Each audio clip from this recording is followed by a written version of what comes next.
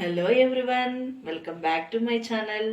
Today's recipe చిన్న చేపలతో ఇగురైతే చేసుకుందామండి. ముందుగా కడాయి పెట్టుకుని తగినంత ఆయిల్ అయితే పోసి హీట్ చేస్తున్నాను.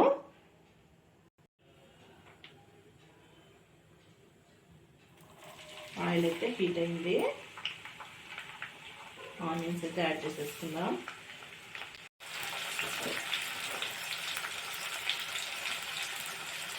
ఆనియన్లోనే పచ్చిమిర్చి కూడా యాడ్ చేస్తున్నాను. సరిపడా పసుపు,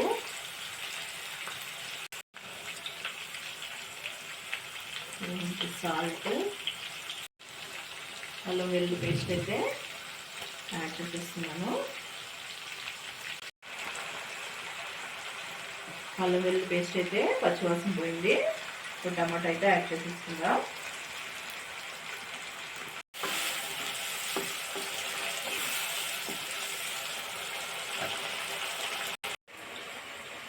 ఈ చిన్న ఫిష్లు అయితే శుభ్రం చేసుకోవడం చాలా కష్టం అండి.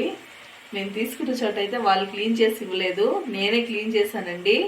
ప్రాసెస్ అయితే కొద్దిగా లేట్ అవుతుంది కానీ రుచి చాలా బాగుంటుంది. నేనైతే చాలాసార్లు కడిగానండి. ఉప్పు, పసుపు, నిమ్మరసం అంతా వేసి శుభ్రంగా ఒక 10 సార్లు పైనే కడిగాను. అప్పుడైతే ఈ కలర్ వచ్చాయండి నీట్గా. బాగా మగ్గుతుంది కదా టమాటా. ఇందులోనే రుచికి సరిపడా కారం, ధనియా పౌడర్,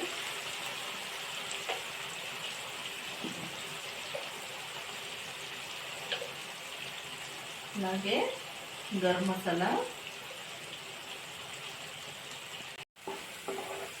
అన్నీ వేసాం కదా. బాగా కలిసేలాగా మిక్స్ చేసేసుకుందాం. ఇందులోనే కరివేపాకుని, అలాగే కొత్తిమీరని కూడా యాడ్ చేసేసుకుందాం.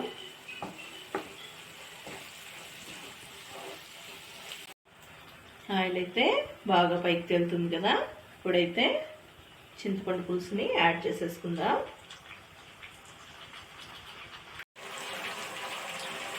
చింతపండు పులుసు అయితే యాడ్ చేసాం కదా. ఆయిల్ బాగా పైకి తేలేంత వరకు బాగా మగ్గనిద్దాము. ఇందులో అయితే ఎటువంటి వాటర్ యాడ్ చేయడం లేదండి, ఇగురు కదా, ఇదే సరిపోతుంది. ఇదే బాగా మగ్గితే చేపల్లో నుంచి కూడా కొద్దిగా వాటర్ వస్తుంది కదా, అది సరిపోతుందండి. ఆయిల్ బాగా మగ్గుతుంది కదా.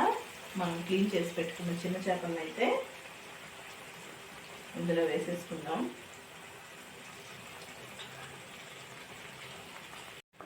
అంతా బాగా కలిసేలాగా ఒకసారి అయితే కలుపుకుందామండి.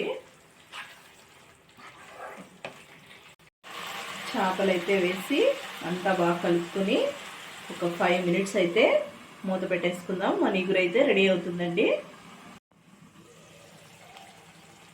తినండి, మన చిన్న చేపల ఇగురు అయితే పర్ఫెక్ట్గా రెడీ అయిపోయింది. దించుకొని అయితే సర్వ్ చేసుకుందాం. ఇంతేనండి, ఎంతో రుచిగా ఉండే మన చిన్న చేపల ఇగురైతే రెడీ అయిపోయింది. అందరికి నచ్చినట్లయితే మీరు కూడా ఒకసారి ట్రై చేసి చూడండి, ఎలా వచ్చిందో చెప్పండి. అందరికీ మన ఈ వీడియో నచ్చినట్లయితే లైక్ చేయండి, షేర్ చేయండి.